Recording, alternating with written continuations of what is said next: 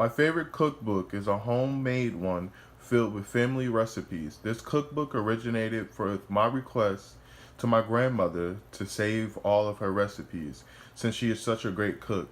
This cookbook is an effective way to collect and store your recipes.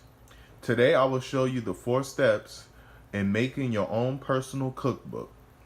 Like many projects, let's start by gathering the materials. The first step is to gather the materials. There are several supplies that are essential to complete the project. The first item is a 3-ring binder. The second item is paper, both for recipes and for making the cover. The third item is a double-sided tape, and the fourth item is scissors. Some supplies which are optional would be plastic page protectors, uh, scissors that cut decorative edges, dividers, which is also optional to divide your recipes, and stickers to enhance the cover is another optional supply.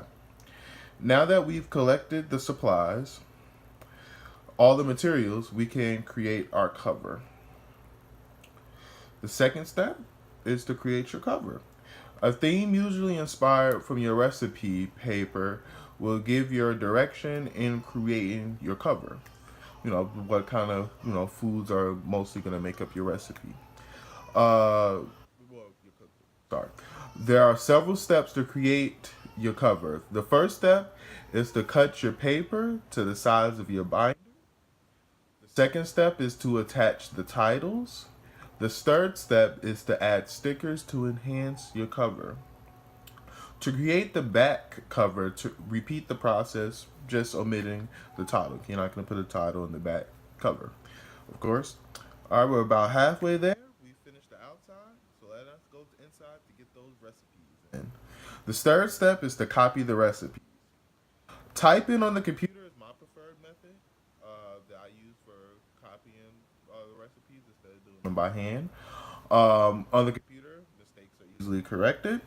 You can format the recipes so the writing is large and easy to read. Your recipes will look more uniform, and recipes can be saved on a disk to be printed at a later date. Other methods that can be used to copy the recipes, if you're old fashioned, you can do a typewriter, or they can also be handwritten. If you have good handwriting, myself, I don't. Now that we have our cover made and our recipes typed and printed, now let's put it all together. The fourth step is to assemble your book. Slip the covers into the front and back of the binder. Recipes can be organized in several ways. Arrange your recipes in alphabetical order, or they can be according to the categories. If you have several different types of food that you're including in your recipe book. Um, some examples. The first category could be salads. The second category can be vegetables, and the third category might be full-fledged meals. If you don't choose to use plastic pages, use whole reinforcements. That's another tip. Um, the 4 steps, just to go over everything once over again. The 4 steps to making a personal recipe book are A. The first step is gathering the materials. The second step is creating the cover. The third step is copying the recipes. The fourth step is assembling the book.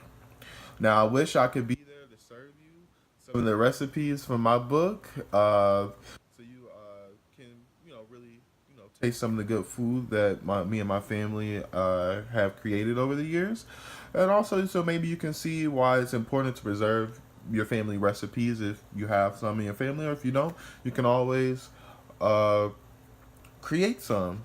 That way you can pass down the generations to generation. I hope this demonstration will encourage you to put in the effort to make your own recipe books. It's very efficient, and you can preserve your family recipes while you can. Thank you.